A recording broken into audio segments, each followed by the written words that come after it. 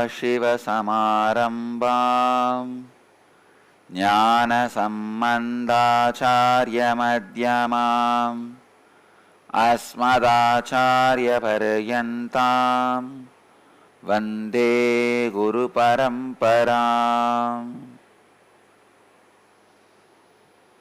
I welcome you all with my love and respects. Today, Nirahara Samyama successfully happening 9th day. Today we are starting Nirahara Samyama level 1, 4th batch. Prashantatma Vigadabi Brahmachari Vrate Stitaha Manasamyamyamachittaha Yukta Asida Matparaha. Being serene with oneself, abstaining from apprehensions, having subdued the thoughts, intent on the vow of living like a god, following the vow of celibacy, intensely reflecting on me, live your life devoted to me. In this verse, Bhagavan breaks one of the important sacred secret truth to the humanity. He uses the word brahmacharya, living like a god. Just because I have the Rishi Sampradaya also does not mean I accept this concept of marriage in the life of a seeker. I am making it very clear. I am putting it very clear. Worst thing can happen to a seeker in the spiritual life is marriage. I know. I am going to break thousands of people's ignorance. Understand, as a compassionate being, I have to give place for everybody. Tolerated is different, accepted is different, realized is different. Marriage in the seeker's life is tolerated, Rishi order is accepted, but only brahmacharya is promoted. Whenever you go to the peak based on body, you get back to your animal biomemory, and again it takes at least few years of spiritual practice for you to raise to the level of divine. It is very rare I speak about the importance of brahmacharya, because sometimes it puts the householders into depression.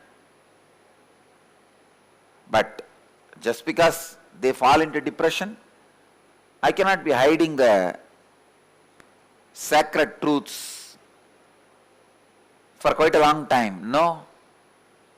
This time, I have decided I am going to speak about it completely. Let me define brahmacharya as per the Smriti.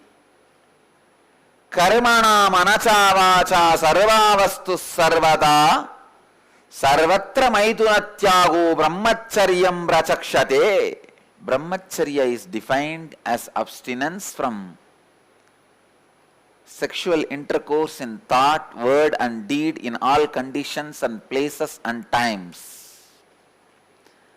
Brahmacharyena tapasa deva mrityum upagnataha.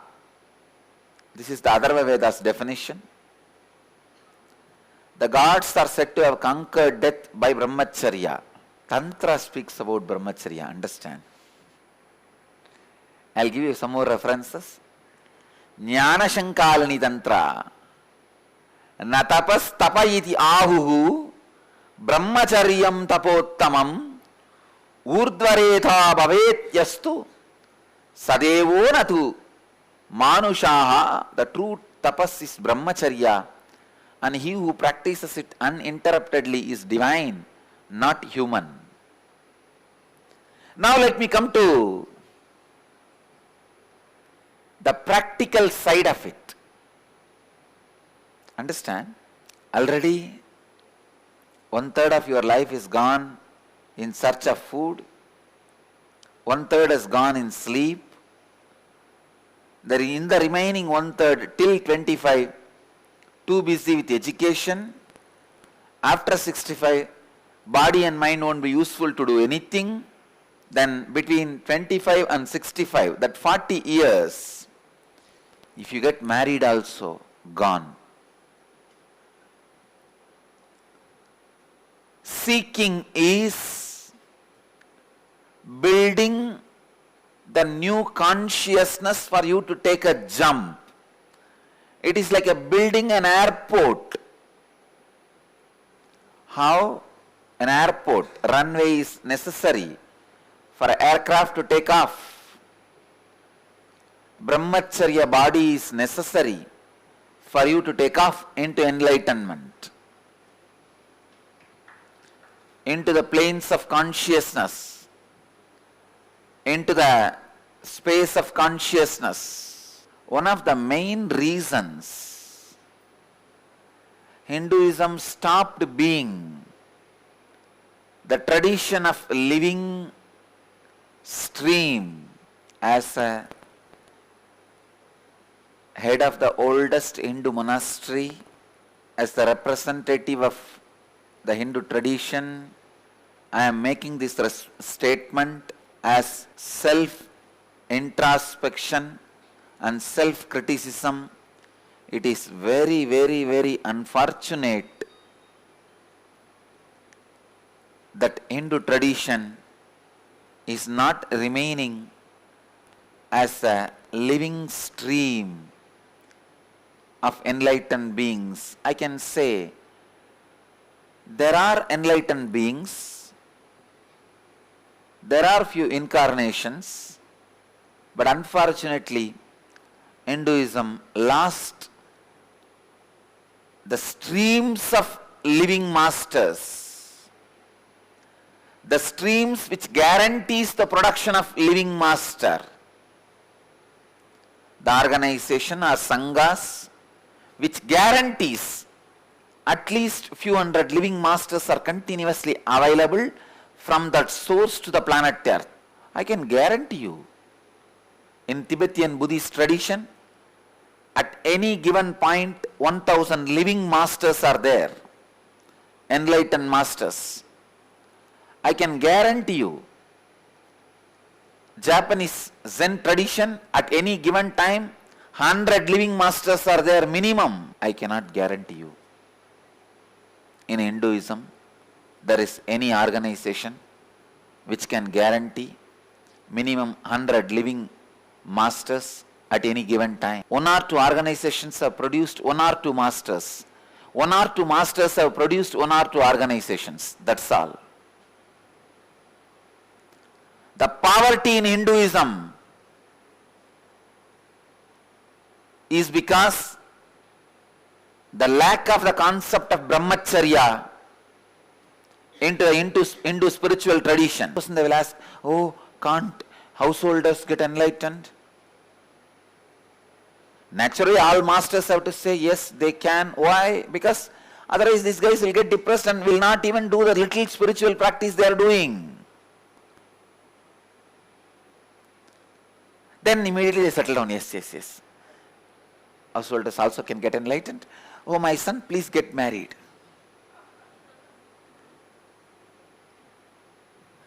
You have fallen into the ditch and you are asking me, can I not become clean ever again? I tell you, yes, you can become. Then you tell, oh, my son, CC master told I can become clean again. You also fall into the same ditch.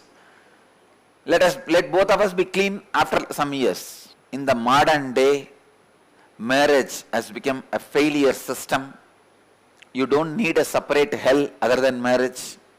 If you are a seeker, sincere seeker, please understand, I am not talking all these words to my devotees or disciples or followers. I am talking to seekers.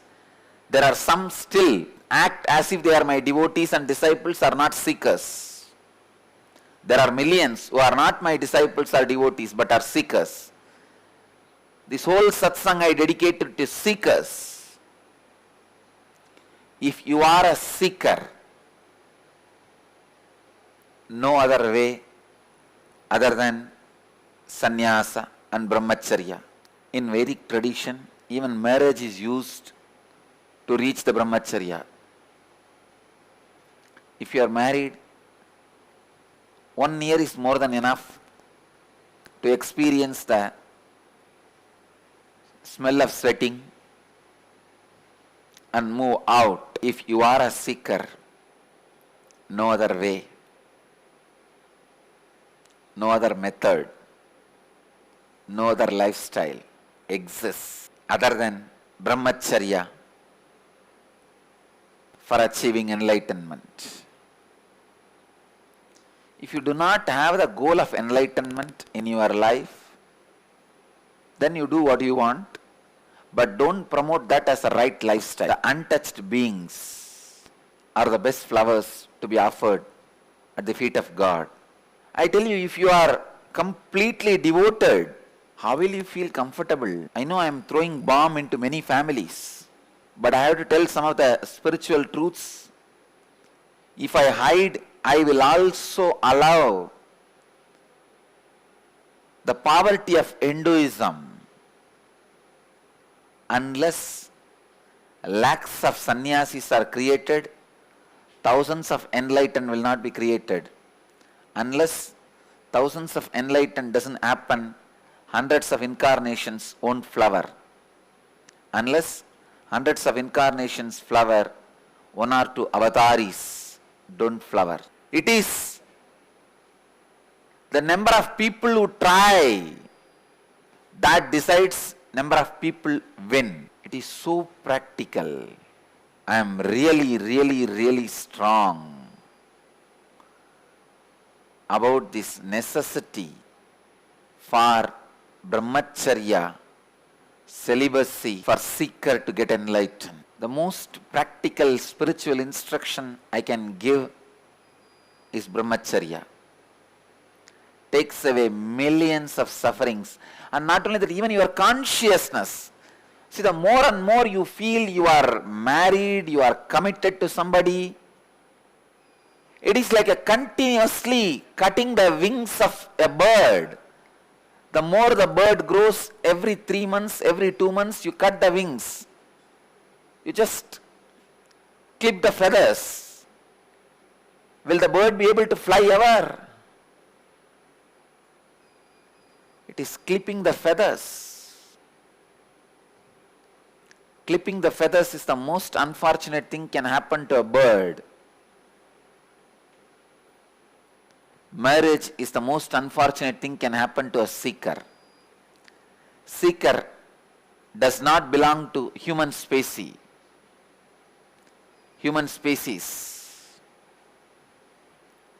Seeker. Human beings are only potential of seekers.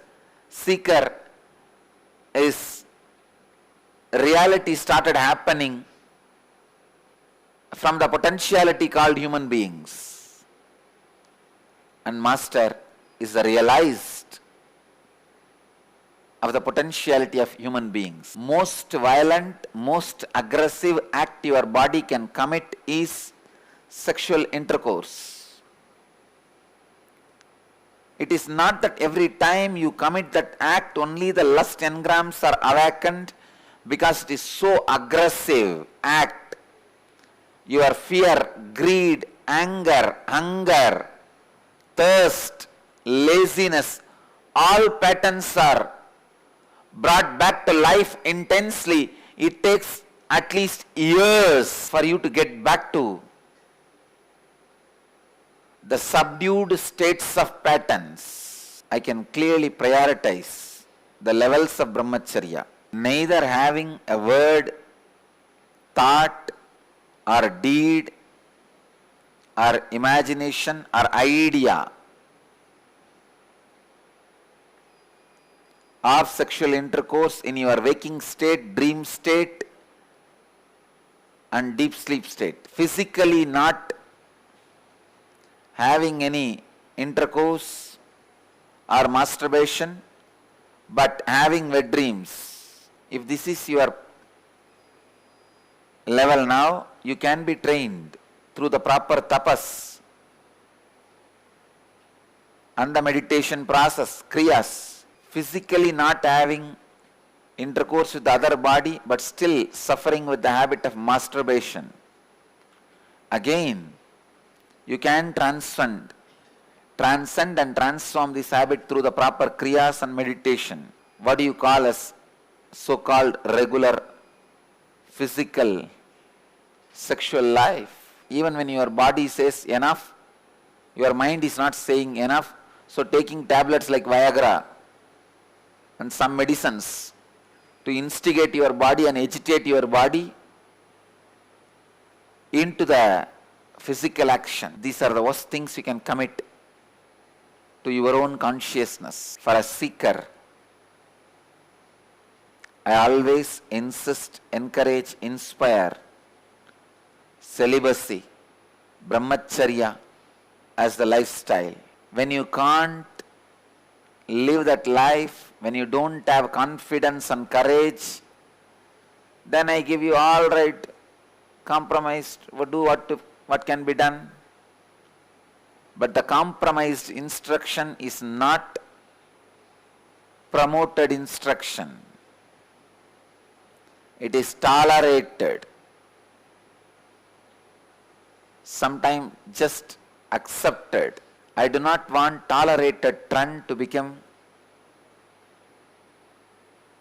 the idea I promote. No. I am very clear. In Nityananda Sampradaya, sannyasis and sannyasinis will form the top first order. Rishis, Grihasthas, Vanaprasthis, all of them will form only second order. The Brahmacharya sannyasis form the first order. Vanaprastha sannyasis form second order. Rishis form third order. Grihasthas form fourth order. Even if they are fools, just because of their vow of celibacy, they retain certain spiritual strength in their system. My order, one exemption.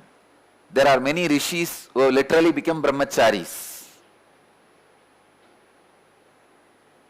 They will naturally be respected, equivalent to Vanaprastha sannyasis, the second order. Ramakrishna insists so much on this one concept, one truth.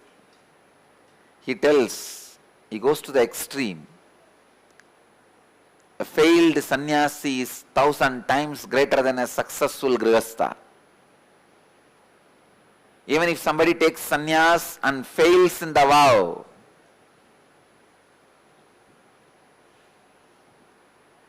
after 2-3 years, after a few years, or in the last part of his life, even he is much more greater than a grihastha who is successful.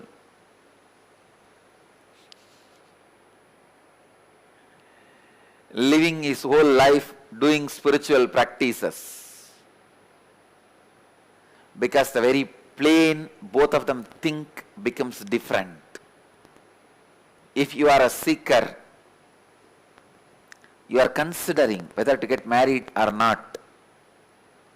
If you attended your today's satsang, if you are listening now, understand this is a clarion call from God directly to save yourself. Wake up, save yourself. Just few days before, brahmachari and brahmacharini, because of their mood swing, ran away from the ashram and developed an affair and got married. Finally fell into depression. 1 week, maximum 1 week. The fight started, depression started, back to the ashram. We want to be in the feet of Swamiji. Please accept us even as a volunteer. Of course, I had a tremendous sympathy for both the fellows. Especially that brahmachari was a very sincere guy. It's very unfortunate. He has crashed the lust more than 80%. Just last 20%. I told him, just 20%. Wait for next 6 months. You will save yourself. Body will be pure. The engrams will become steam. It will not stay anymore in your system. But foolish fellow. The girl was very egoistic girl, arrogant.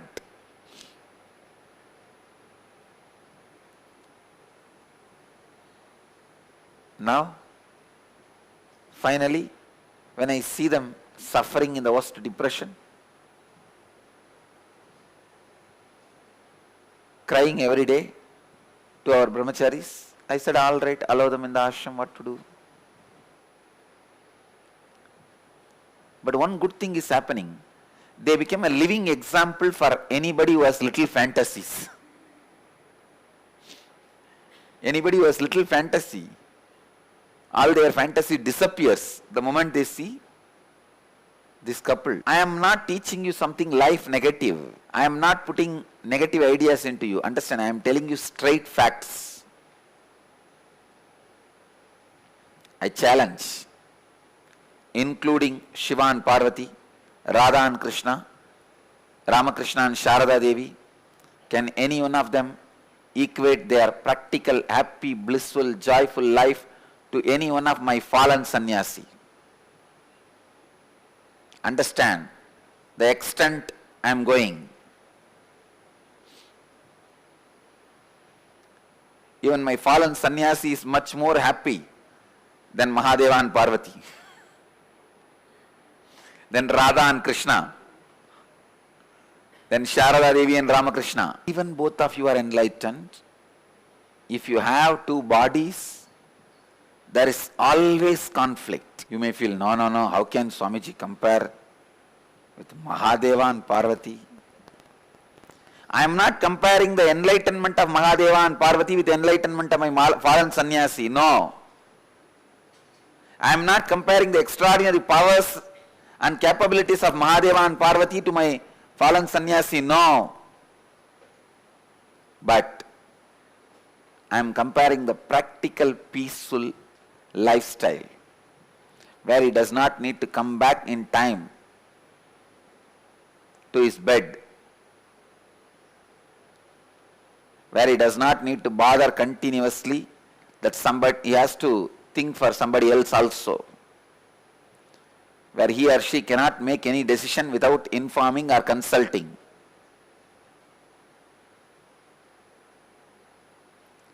Even Mahadeva has to inform to Parvati where he is going, otherwise she is searching for him. Parvati has to consult with Mahadeva what she is doing, and Parvati also will be sometime forced to do something about which she was not convinced. I tell you, Adi Shakti reduces herself as Parvati just because of this Patni Dharma, the commitment of marriage. If the commitment of marriage is removed, Parvati is Adi Shakti. I can go on and on and on telling you thousands and thousands of practical stories. Sita is crying all the time. The day she got married, it's a good day for Rama and bad day for Sita. Fortunately, that bad day did not happen to Radha. She never got married to Krishna. Even in their affair, Radha and Krishna had a lot of problem. Don't think it was a smooth affair. No. There was enough of jealousy, anger, fight, everything. Best life a human being can have is brahmacharya. If a fruit has to happen, flower should not fall from the tree. Fallen flower never becomes fruit. Person who has fallen become from brahmacharya never becomes a master. It is very unfortunate. The Vedic tradition lost the intensity of brahmacharya. I tell you, why the Buddhist and Jain traditions, which are offshoots of Hinduism, which has only just few concepts taken from Hinduism, is able to flourish all over the world and retain the capacity to be Jagat Gurus, teach the world. Why did Hinduism is not able to retain that strength, that capacity, inability to live the pure brahmacharya life, celibate life, and not making this brahmacharya celibate life as a mainstream lifestyle? Still in Hinduism, brahmacharya does not become a mainstream lifestyle. In Buddhism and Jainism, it is very common, even from the rich family background, they take up sannyas. I have seen even a small places like my hometown Tiruvannamalai, where a very small Jain community lives. Every year at least 5-6 boys and girls will go around the city. They will be taken in the procession all around the city with a fully clothed and jeweled. I used to ask, what is that procession? Is there a marriage procession? They will say, no, it is a sannyas procession. These boys and girls are becoming sadhus. We are handing them over to the monastery. Before that, we are doing this procession. In Jain tradition, still that habit is there. In whole Tiruvannamalai, the population itself is just 100,000 or 200,000. The Jain population is less than 5,000. Just in 5,000 people every year, at least 5 to 10 highly qualified, rich family background, educated, young, 5 boys and 5 girls at least, became monks. Means what? From the young age, as the part of the mainstream lifestyle, the sannyas was accepted, understood, taught. It is very unfortunate. We Hindus, neither we decide nor we make our next generation respect. I used to feel when I see these educated youngsters, see, they taking sannyas was not like a secret, they run away to a monastery, parents fight, struggle, no. Parents are so happy, they sing and dance in front of the chariot where those youngsters are being carried.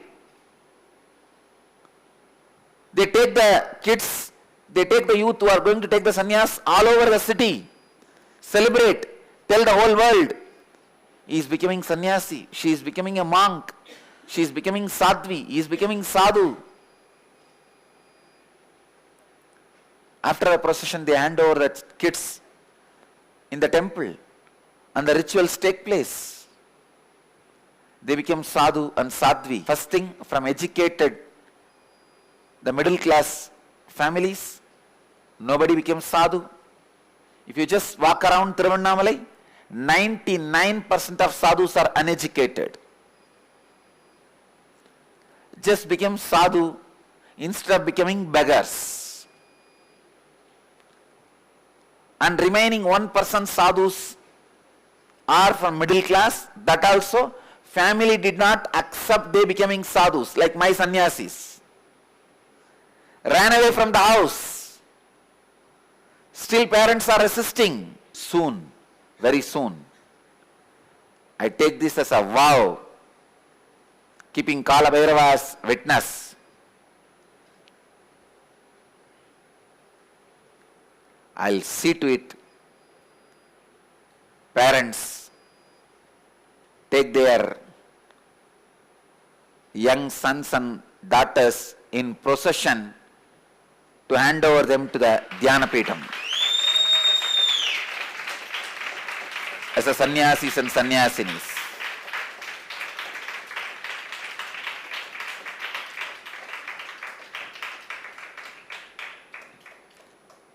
Go and see in every Jain village, you will see this ritual happening. In every Buddhist village, any child is born, they send the child even for basic education to monastery. Even we Hindu sannyas organizations, the education institutions which we run, even in that we don't promote sannyas. We are afraid to promote. So even the few sannyas organizations which are evolving like us, media tries to cut it in the bud, destroy it while we grow. They think, why these youngsters are wasting their life? Why are they becoming sannyasis and wasting their life? They are getting brainwashed. All the donkeys which get married only is getting brainwashed. Knowing that it is going to be a tight suffering, heavy suffering, they say, what else is to do? What is the other way? Some of the Indian villages, there is a superstition. If they don't have a rain, if they want rain, they get two donkeys married. I tell them, any marriage is that only. What is there separately?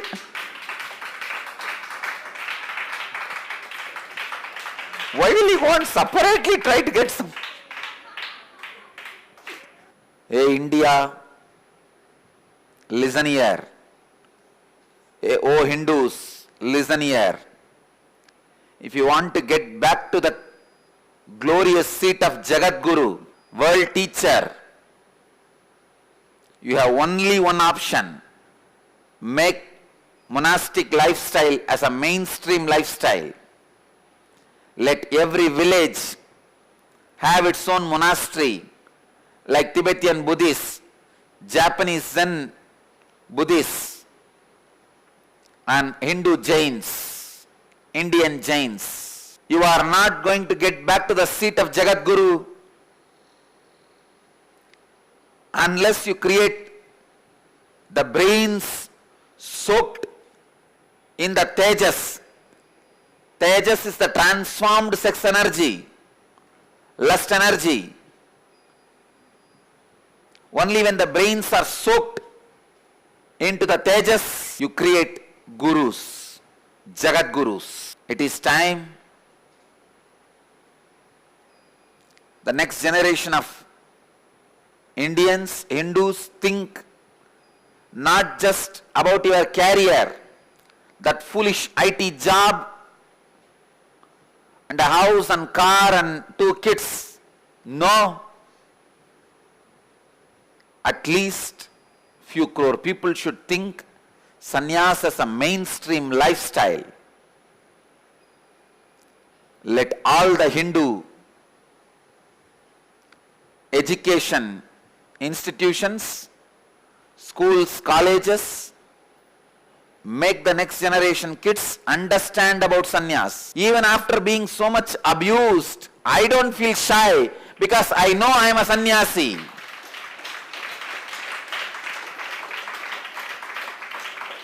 I know honestly I am a sannyasi.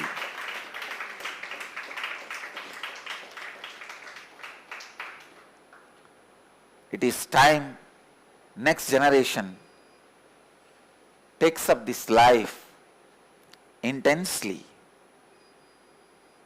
It is very unfortunate that our middle class does not accept sannyas as a lifestyle. The poor class accepts sannyas only as a income source. The upper middle class and the upper class hates sannyas lifestyle. The rich communities and the rich group of peoples in Hindu tradition spend more money on the deities and the jewels on the deities and temples than building monasteries and supporting the life of monastics, monks. It is time the mainstream Hindus stop building temples and start building human beings. Stop building Tirumenis, start building Gurumenis.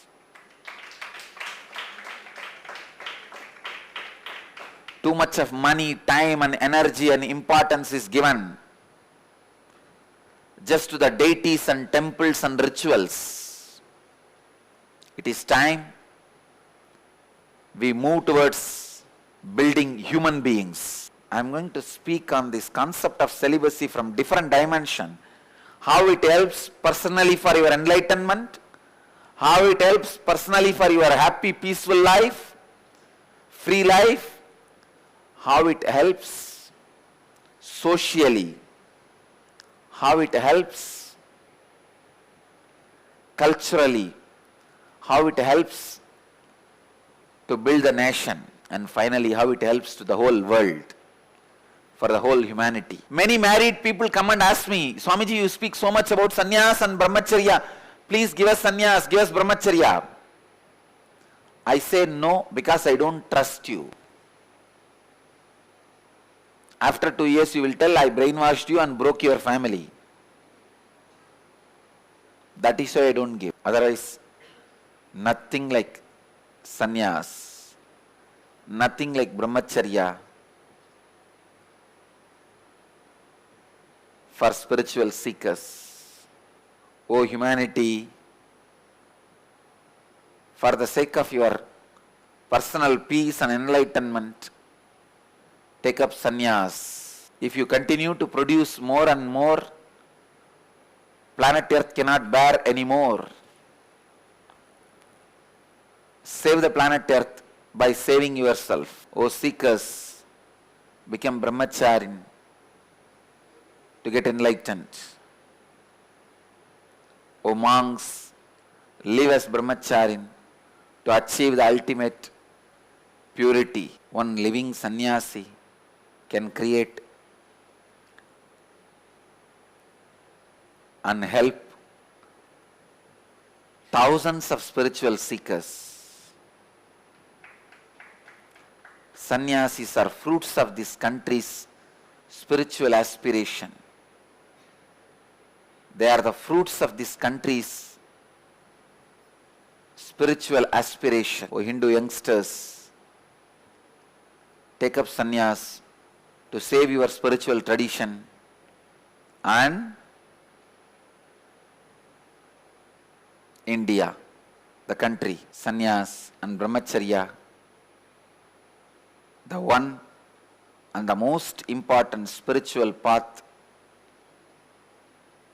for achieving the ultimate enlightenment, achieving the highest reality.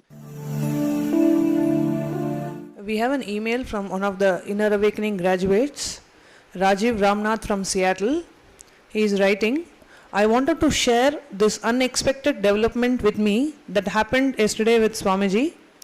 After returning from Inner Awakening, I had earlier received a sizable increase in pay and an outstanding rating. Today, my manager called me for a meeting and gave me another huge increase in pay. This was unexpected as it was not part of any regular process. In my 7 years here, I have not seen or heard of this happen. Now, the really interesting part of this pay increase. Out of curiosity, I computed the difference between what I was making before and the new pay. The difference came up to exactly match up what the three of us had spent on Inner Awakening. I am very grateful to Swamiji as he continues to perform miracles every minute in our lives. Thank you, Swamiji. Raji, when you are working with somebody, amaze on. Naturally, your life goes on expressing the incidents of amaze on. The next question is from Kaushik from Mumbai. He is asking, Respected Swamiji, Hail Berry, who is draped in a bright red sari in her upcoming film Cloud Atlas, says she is fascinated with Indian culture and wants to know it better. India is a fascinating country with myriad layers in it. I wanted to take a step towards learning more about one of the oldest cultures in the world. Berry said in a statement, "What is it about Indian culture which attracts so many people from all over the world?" Kaushik, understand, world is becoming more and more intelligent. They are disillusioned by the Western political distorted way of presenting even the history of the world. And they start realizing the depth and the heritage and cultural strength and antiquity of Indian culture. I am so happy that so many intelligent people are realizing and reaching out to learn the Indian culture. I welcome Hail Berry and request her to visit the Delhi Akshardham Swaminarayan temple and connect with the Swaminarayan organization. I know and I am very clear. Anybody wants to know about the spiritual culture of planet Earth, they are going to turn towards only India and Hinduism. O Hindus, be prepared and get ready before it gets stolen away from you.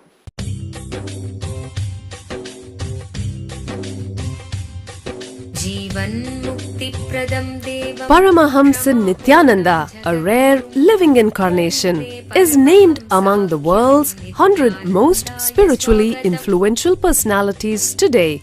Paramahamsa Nityananda has been placed alongside Dalai Lama, Nelson Mandela, Oprah Winfrey, Paulo Coelho and others by Mind, Body, Spirit, the world's top esoteric magazine from Watkins, London's oldest and largest bookstore. A yogi by birth, he has been expressing his power of enlightenment since birth. He has authored more than 500 books in Tamil and English. Translations of these books are available in 26 languages in Telugu, Kannada, Malayalam, Hindi, Sanskrit, Gujarati, Oriya, Bengali, Marathi, French, Malay, Polish, Portuguese, Italian, German, Danish, Spanish, Russian and Chinese. He is also an exemplary speaker with over 10,000 hours of profound life solutions through his discourses. Social services such as Annadan, free medical care, free educational services with ashrams, schools, temples, hospitals established in more than 140 places around the world, offering exceptional services. A powerful spiritual healer who has healed millions of people of diseases from migraine to cancer. A Kriya Yogi who has formulated Kriyas for physical health and mental well-being, benefiting thousands. A living master who offers practical solutions for our everyday problems. He is the founder and spiritual head of Nityananda Dhyanapitham, a spiritual powerhouse who has revived the sacred Vedic tradition by establishing Vedic temples in places like Los Angeles, San Jose, Seattle, Toronto, Ohio, Oklahoma, Phoenix, St. Louis, Malaysia, Brazil, Paris, Guadeloupe, Dallas, New York, New Jersey, Atlanta, Calgary, Vancouver, Singapore, and places in India like Bengaluru, Hyderabad, Tiruvannamalai. a spiritual guru for 10 million followers, an incarnation who transmits the highest spiritual energy through initiation, a contemporary yogi who has revived the Vedic science of yoga worldwide through thousands of yoga centers, an adept in Ashtamahasiddhis, mystical yogic powers, who has effortlessly awakened the Kundalini of thousands and graced them with spiritual powers, a dynamic young guru who is an inspiration for thousands of youngsters, India's most watched spiritual guru online, a beacon of spiritual light who has triumphed over the forces of religious terrorism and political persecution. Paramahamsa Nityananda is an eternal Kalpataru, blessing the world with the boons of material abundance and spiritual enlightenment. He is the 293rd Pontiff of the world's most ancient Hindu organization, Madurai Adinam. Nityanandaya swagatam Anandanubhavaswadam Sarvaroganivarakam Vande Papa Vinashaktam Nityanandaya swagatam Nityamuktam Nirvikalpam Dhyana Loka Pradipakam Vande Shanta